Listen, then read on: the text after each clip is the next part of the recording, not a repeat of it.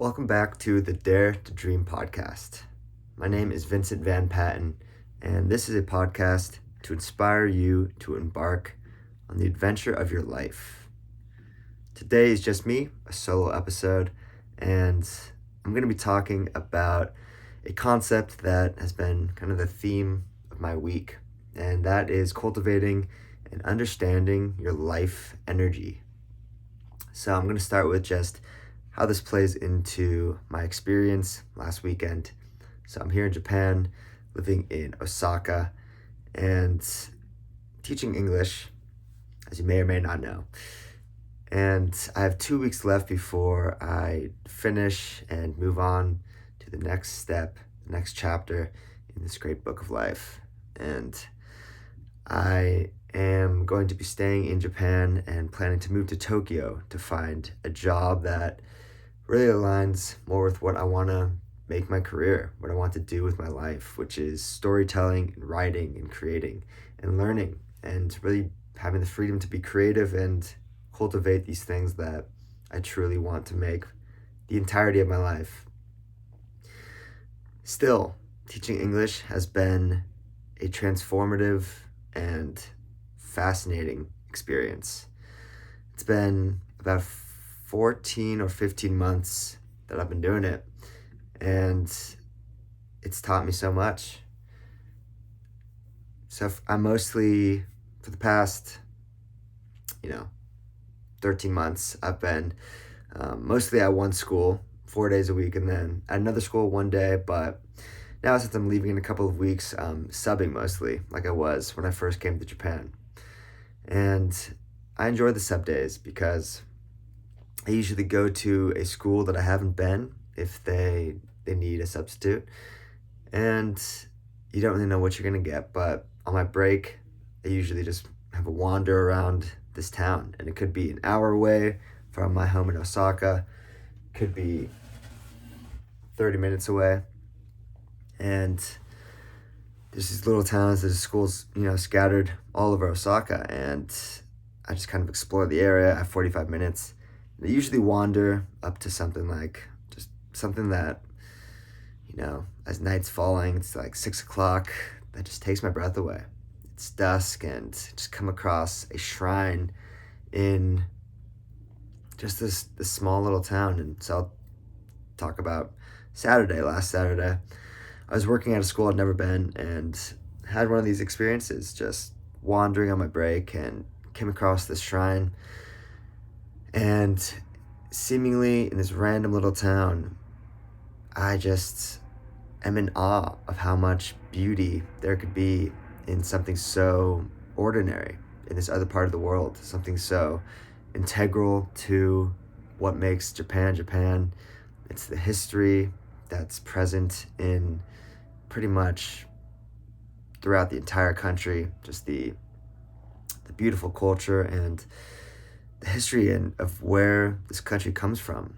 And you still have, people going and paying tribute at the shrines just every single day. You'll always see somebody clapping their hands and bowing when they go in and go out. And even amid just a typical work day teaching English, I have these moments that just completely blow me away, where I wonder how this is life, like how this is my life. And it's something that, I've wanted since I graduated from college, is to spend every day in this state of exploration and awe. And because what it's made me realize is that it's getting me closer to my true calling.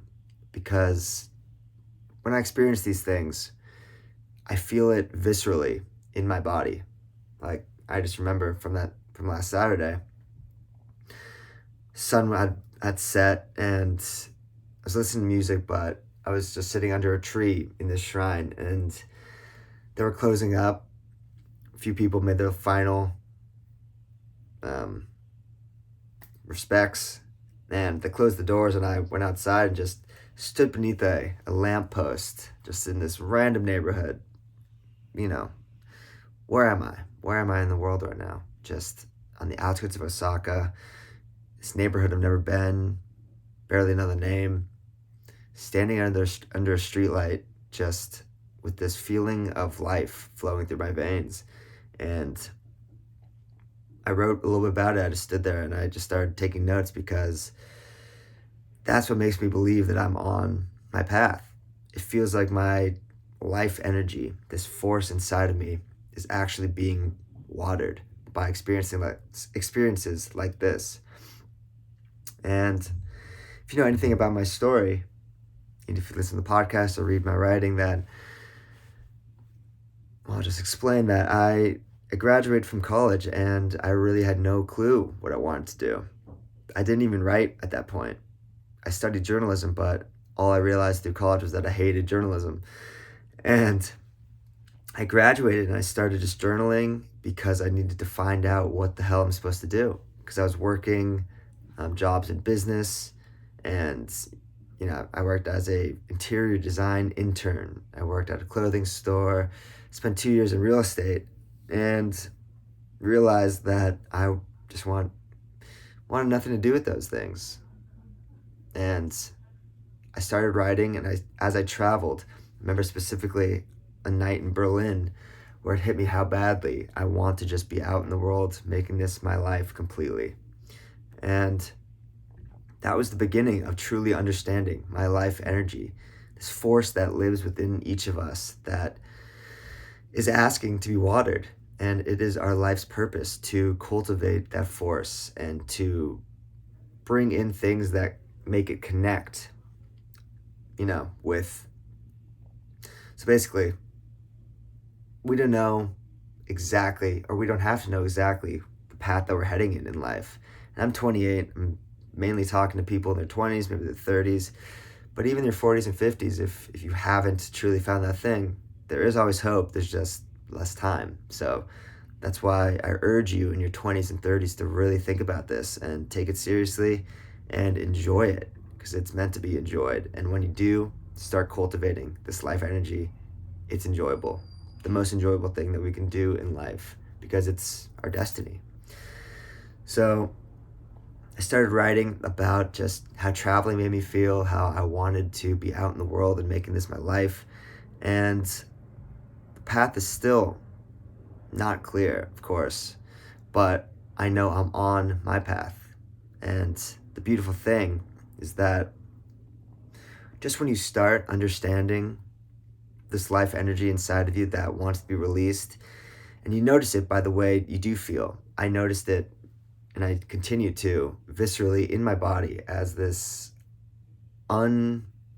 infatigable energy that, doesn't come from drinking or drugs or coffee or anything. It's pure life force flowing through my veins. So I'm just like enamored by this experience. And so that was the first kind of step this weekend that really just lit me up. And this happens all the time here in Japan. And that makes me believe that, okay, I'm clearly moving in the direction that I'm supposed to be moving in. So to go back to just kind of wrap up that story about graduating from college, I just kept following those inclinations that I love to travel, and I started writing about finding my purpose in life, and that led me to actual creative writing, which is what I do now and what I truly love. And even though my job isn't, well, I hope it is next, like a magazine writer, or I published my first book and now I'm working on finishing my second one. And these are the things that truly light me up inside. And I'm still having to work jobs that maybe I don't love in the meantime, while I kind of cultivate that life energy and continue, because it's not like it's a straight and narrow path. That's the thing. It's a constellation in the galaxy of your soul, and things, even if it's a dark and empty night, it seems like it's hopeless. You don't know which steps to take. If you start really asking yourself, like, what makes me happy? What don't I like? And that's important too. Just as I realized that working in business, like real estate and sales type roles I wanted nothing to do with it. And that's an important step as well. So I'm going to jump to, so a couple days later, that was Saturday. Monday, my best friend Morgan sent me a excerpt from one of my favorite writers, Robert Greene. And this was completely random. And it's called Alive Time or Dead Time. The time that you're alive is the only real possession that you have. Everything else that you have can be taken away from you. Your family, your house, your cars, your job. The time that you're alive is the only thing you truly possess, and you can give it away. You can give it away by working for other people. They own your time and you can be miserable. You can give it away by reaching for external pleasures and distractions, spending the time that you have as a slave to different passions and different obsessions. Or you can make the time that you're alive your own. You can actually come and possess it and take ownership of this time and make each moment count. When you do that, that means that time is yours. It's alive within you. It's green. It's growing. You own it and you're making it happen. Another way of looking at it, the way I've always thought of it, is making things your own. Everything that you do in life is a process of making your own. Your time, your ideas, your mental life, and on and on and on. And this is, I think, significant for me in realizing that throughout these jobs that I've had in real estate and now being an English teacher, it seems like, one way I could look at it is it's wasted time. Like I'm not doing what I love, but considering that writing and storytelling is my greatest passion and what I ultimately want to be doing with all of my time, these things have served as fuel for that creativity.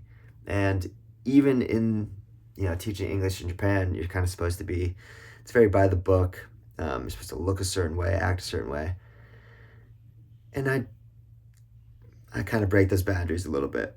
I do my own thing as much as I can, but, I'm not trying to be like a rebel, but in a sense, I'm just being me. And I think the students have enjoyed that. And we've, made incredible relationships, and it's all just been fascinating to be a part of. And that time, even if I'm doing something that seems like a trivial task, it's a live time because in that moment, I am thinking about how it's shaping me into a different person, who it's making me become, how it's feeding my creativity. And even, as you may know as well, when I'm in pain, dealing with chronic back pain, that has been the greatest lesson of my life. And as I deal with that, as I teach English out of school and I'm dealing with pain in my body, that has helped me understand who I am and what I'm ultimately capable of. Because that is a lifetime, because I'm not just as hard as it is. And there's, of course, times where I am so frustrated and upset and I don't know what I'm doing. More often than not, I try to make that positive time, a live time, that I'm working on myself. And even when we're bored, even when it seems like what we're doing is hopeless and we don't see any path forward through these, menial tasks, we gotta ask ourselves, like, what am I learning through this? And if it's something that you're truly not connecting with whatsoever, then it is time to walk away, especially if you're young. And why this is so interesting to me, how Morgan sent me this excerpt from Robert Greene, is that it became the theme and the inspiration for my entire week. Because Robert Greene, one of his main books is called Mastery, and that is one of my favorite books of all time.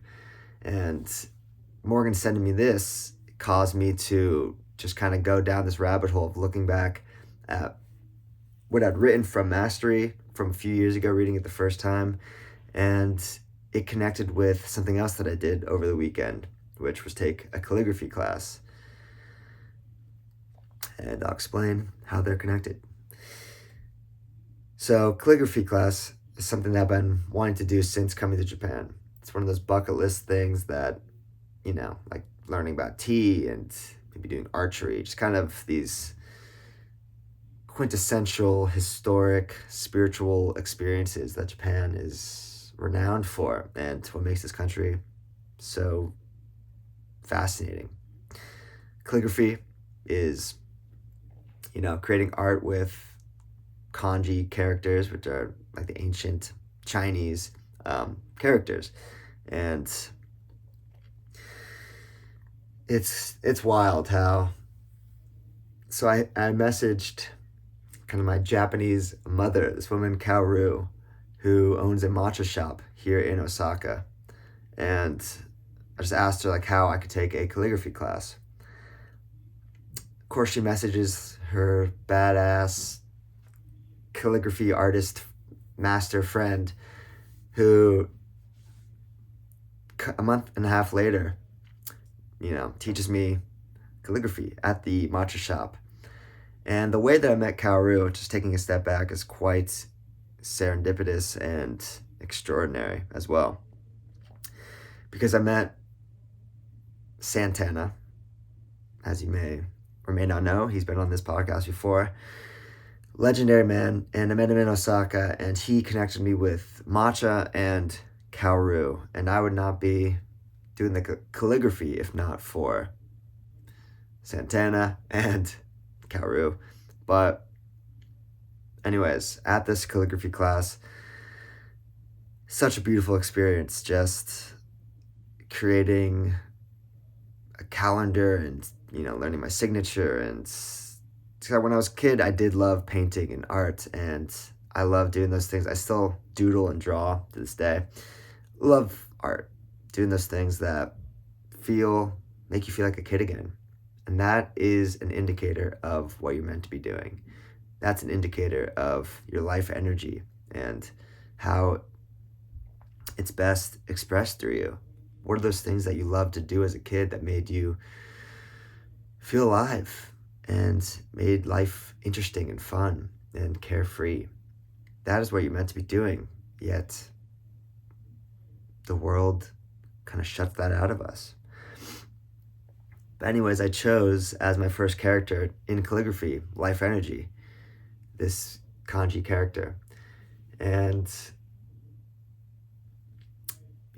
Morgan hadn't sent me the thing about Robert Greene yet, and it was just something that I felt like encapsulated all these different kind of emotions and feelings that I express and feel on the daily, which are, happiness, joy, pain, anger, exuberance, light. It all is part of this growing world, this ocean inside of us that is our life energy, that sways and ebbs and flows like the sea. And it is beautiful. And I felt like life energy, that is the thing that we need to cultivate. And it's not just a purely positive thing. It's not just this sheer joy that you have to be feeling all the time. It's everything. It's emotion itself, which I think is so important. We have to let ourselves feel the positive and the negative, the dark and the light. It's all part of our light energy, because we use that to create, to give back to the world, and to make the world different than it would be without you in it. That is why you're here. And that comes from this source. That comes from the things that we gravitate towards in our life, things that speak to us, call to us from the unknown, things that beckon like a star, even in the darkest nights. That is the path we're meant to walk towards. So I chose this calligraphy letter, Life Energy. It's interesting though. So I chose it, and like the master, my teacher, sensei, she had me draw this character, and I created something, signed it and everything. But then I looked back and it wasn't the life energy symbol, and I couldn't find the thing that I had drawn, which is interesting and kind of cool. I don't know if it was unique or where it even came from, but it was pretty dope. And it came from me. So that was my life energy. And I think that kind of just made a lot of sense. So then, after Morgan sent me this Alive Time or Dead Time, I looked back on Mastery, and man, it just hits so hard because everything that came from that book is all about your life energy. And he doesn't even say it in those terms, yet it just clearly, that's what it is. So from Mastery, this is a quote: "At your birth, a seed is planted. That seed is your uniqueness. It wants to grow, transform itself, and flower to its full potential. It has a natural, assertive energy to it. Your life's task is to bring that seed to flower, to express your uniqueness through your work. You have a destiny to fulfill. The stronger you feel and maintain it, as a force, a voice, or in whatever form, the greater your chance for fulfilling this life's task and achieving mastery. What weakens this force, what makes you not feel it or even doubt its existence, is the degree to which you have succumbed to another force in life: social pressures to conform. This counterforce can be very powerful. You want to fit into a group. Unconsciously, you might feel that what makes you different is embarrassing or painful. Your parents often act as a counterforce as well. They may seek to direct you to a career path that is lucrative and comfortable. If these counterforces become strong enough, you can lose complete contact with your uniqueness, with who you really are. Your inclinations and desires become modeled on those of others. This can set you off on a very dangerous path. You end up choosing a career that does not really suit you. Your desire and interest slowly wane, and your work suffers for it. You come to see pleasure and fulfillment as something that comes from outside of your work. You have broken contact with destiny as formed at birth." So that's clearly your life force. It's the seed that we all have within us that is meant to be watered throughout our lives. And what I want to really make clear, and kind of the most important part of this, is that it's not like you find the thing and then you're off to the races. You're running at 100 miles an hour towards your destiny. If you know anything about me, my writing, I kind of write about the opposite. Yet, there's a direction in which we're meant to walk. It's not clear. We're going to take 2 steps forward, 1 step back, go left, right. You're going to eat shit and fall on the ground, wallow in some mud for a while, get back up and continue walking. But we're still moving in a direction. The fact that time moves forward, that means that the earth is moving, the earth is spinning, that humanity is moving, but it is up to us to move our lives in a certain direction. And I think it's important in our 20s and early 30s and the rest of our 30s and the rest of our lives, really. But, the earlier you can get on this, the better. To pay attention to those things that water the seed of who you are. And those are the things that will move you forward and help you realize that, okay, I'm moving in the direction that I'm meant to be moving in. I am enjoying certain things, and maybe they're not making me money yet. Maybe they don't even make sense, but I understand what's happening because you feel it. It's a thing that can't be explained. And that's the thing that I feel when I am excited to wake up at 5:45 in the morning just to write about this. That's clearly a sign that I'm meant to be speaking and writing about this and exploring the things that genuinely interest me. And I didn't even begin to start knocking on that door until I graduated from college. So it's not like we have to know at any specific time, but we do have to pay attention. We do have to explore who we are on the inside, and we have to experience things in the world to help us understand what makes us come alive inside.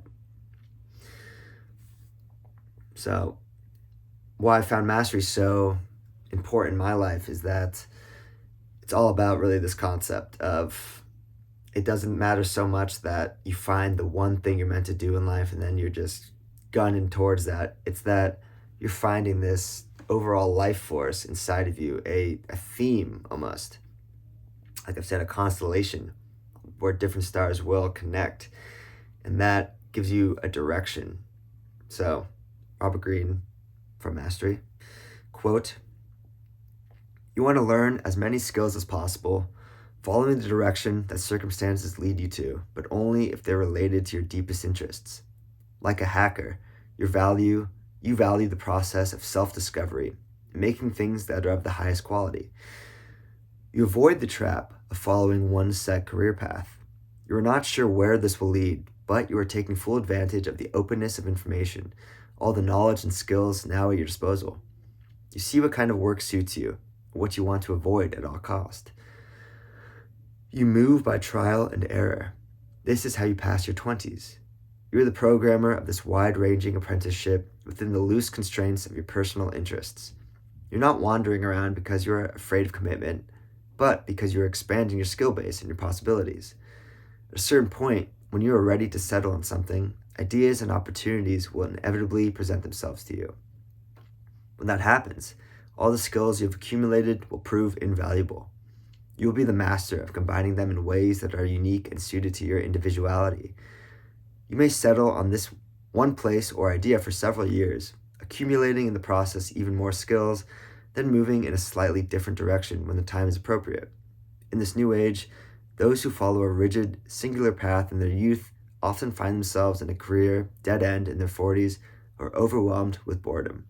The wide-ranging apprenticeship of your 20s will yield the opposite, expanding possibilities as you get older." And I think that is just so important to know that if we haven't found the one thing that we're meant to do with our lives, that it's okay. But as I've said, we have to notice what path we're on, what direction in which we're walking. That's the most important thing. And to enjoy it, to enjoy the exploration. That is everything, because it's the only thing. Like, it's not like we're going to wake up one day and everything will just be like, boom. It's an explosion of just, I've found it, I've made it, I've crossed the finish line. It's this. It's filming this right now in my tiny Osaka apartment I'm looking at the calligraphy on the wall right in front of me that I made last weekend. I have tokens of travel and memories made in the last year and a half. It's doing this right now. That fills me up. And going to work in an hour. Like, this is life. This is the daily experience of being alive that is not meant to be overlooked and just moved through as quickly as possible. It's meant to be savored, even if it's difficult, even if it seems hopeless. Because these are the years, these are the moments that we will look back on and wish we'd held on to, or at least appreciated. It's everything. It's trite to say that the journey is the destination, but it's trite for a reason, because it is true. There is no destination but the steps that we walk every day. It's okay to have fun. It's okay to enjoy this time, In our 20s, it feels like there's this pressure that we have to be perfect, that we have to be just nailing it, that we look on Instagram and everybody's doing so well, just thriving and making bank and who the hell knows what else. No. Enjoy the mystery, the uncertainty, the years of wandering and exploring who the hell you are. Cherish that journey and have fun. Let yourself enjoy it. If you feel like you are doing the work of at least some self-discovery, and if you at least want to know, what am I meant to do with my life? What am I doing here? What do I want? Enjoy that. Enjoy the questions and go and live them. You don't need the answers. Live the questions. Who do you want to become? Who are you becoming? How do I want my life to look? What is an ideal life to me? What's my ideal lifestyle? What makes me feel, what fills me with that energy? What fills me with that life force that is intangible, It's everything. And as I was saying before, just about like Kaoru and Santana, and that may have made no sense, but basically I met this guy Santana just here serendipitously in Osaka, and he changed my entire life. He introduced me to, he came here to learn tea. Go check out the episode if you haven't. It is epic. He went to Thailand for a year to study Muay Thai fighting.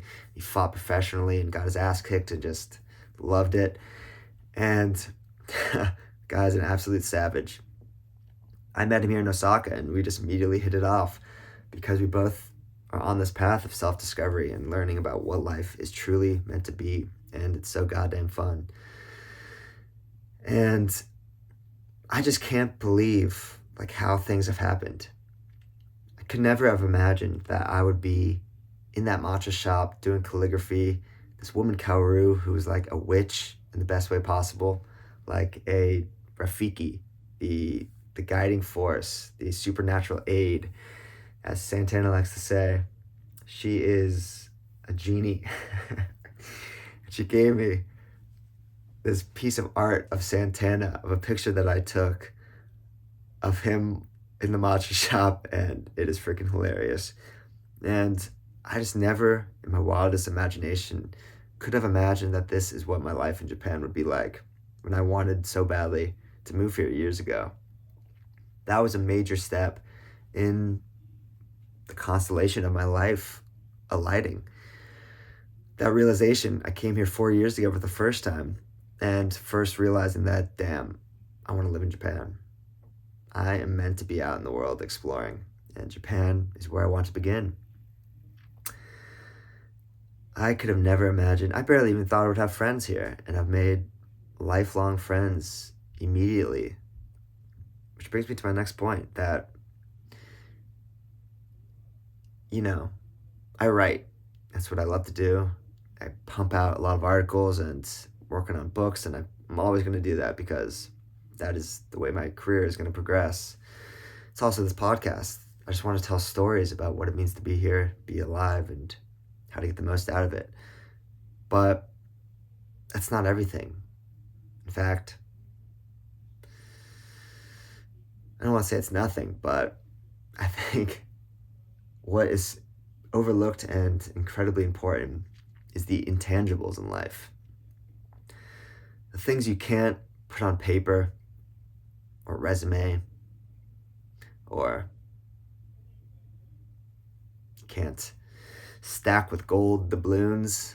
It's the things that are ethereal, that flutter in the air, the things that you do that you might look back on the day and you'll forgotten about them, yet somebody else will never forget. So these are things like smiling to a stranger because you don't know how bad they need it.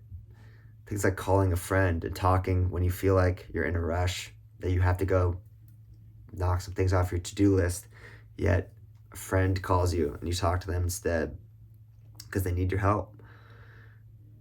It's nourishing and watering these things that are most important in life, which is love, it's friendship, it's relationships, it's being a good person. These are intangible things, yet they all contribute to our life force, because it's not so much what you do that makes you who you are. It's who you are. And that turns into what you do and what you ultimately have. This is something that my partner in crime, another best friend of mine, Gregory Russell Benedict, wrote about recently in his newsletter. First you be, then you do, then you have, which is kind of counterintuitive to our modern culture, thinking that we have to have certain things, that we have to do certain things, and then we could ultimately be a certain thing. No, be the thing first. Be a good human being. Be a friend, good neighbor, good brother, sister, daughter. Be the thing that you want to be. And then that will contribute to doing the things that you're meant to do. And then if you want to have the things, they'll follow. But nothing really matters besides that, besides the being. Another thing that Greg said, he might have actually said it, he did on the last episode, is that what do you want people to talk about at your funeral? Do you want them to say, oh, you know, well, I'll let you decide that. When Greg asked that in the last podcast, I was listening to it. What came to mind is he was a good friend. He was there. I loved how Greg said he was up for anything. He was down for some bullshit. That is what I want to be remembered for. I got my stuff done. I continued searching. But I was a friend in the end. All right, y'all. I'm going to end it there. Something to think about. How are you spending your time? Is it alive time or is it dead time? Even if you're sitting in traffic, even if you're doing something that seems pointless, even if you're sick or at work and you're just over it, is it alive time or dead time? Because our time is all we have. No matter if you're in pain or if it's the weekend and you're psyched out of your mind, how are you spending your time? Without and within you. How does it feel to be in your skin? Much, much love, everybody. So grateful for you tuning in on a weekly basis, for joining us on this incredible journey of life, putting your faith in us, because, this is just the beginning, and I just hope to be in your corner and a friend to you. Much, much love.